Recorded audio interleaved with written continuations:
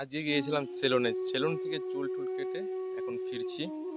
প্রচুর রোদ, তাই একটু গাছতলাতে থামলাম, একটু রেস্ট করে নিই, তারপরে বেরোবো।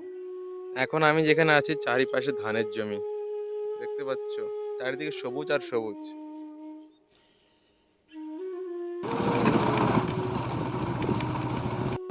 এই হচ্ছে আমাদের গ্রাম, সামনের দিকে যাচ্ছি, ভাঙি থেকে ডোবার দিকে নামছি। দেখতে পাচ্ছেন সামনে যে গাছপালা দেখা যাচ্ছে, এর পার হয়ে যেতে হবে আমাদের গ্রামে। এখান দিয়ে রাস্তা যতটুকু ভালো, এরকম থাকলে তাও ভালোই হতো। সামনে গিয়ে দেখা যাচ্ছে আমাদের গ্রামের রাস্তা। এই হচ্ছে আমার পিছনে আমাদের গ্রামের ব্রিজ, ছোট্ট একটা ব্রিজ। এই হচ্ছে আমাদের গ্রামের নদী, দেখতে পাচ্ছ, আর ছোট্ট একটা ব্রিজ। আজকে প্রচুর পরিমাণে গরম, আর এতটাই গরম যে না থাকা যাচ্ছে ঘরে, না থাকা যাচ্ছে বাইরে। গাছতলাতে আসলে একটু ভালো লাগে, একটু হাওয়া আছে, আর ঘরে ফ্যান চালালেও থাকা যাচ্ছে না, এত পরিমাণে গরম। প্রচুর প্রচুর গরম বন্ধুরা।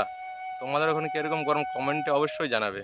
এখানে আমরা একটা বটের গাছ লাগিয়েছি, আর এর নিচে বাবা ভোলেনাথের নামে একটা পাথর বসিয়েছি। এখানে ভেবেছি সামনেবার আমরা পুজো করব। এই যে আমাদের সেই ছোট্ট মন্দির বাবা ভোলেনাথের।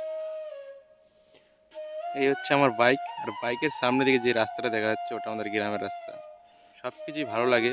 গ্রামে ঢোকার সময় গ্রামের রাস্তা দেখে মাথা টাথা গরম হয়ে যায় জানো। এতটাই খারাপ রাস্তা যে বাইক চালাচ্ছি না হেলিকপ্টার চালাচ্ছি কিছুই বুঝতে পারছি না, এতটাই খারাপ। এই হচ্ছে আমাদের গ্রামের রাস্তার কন্ডিশন।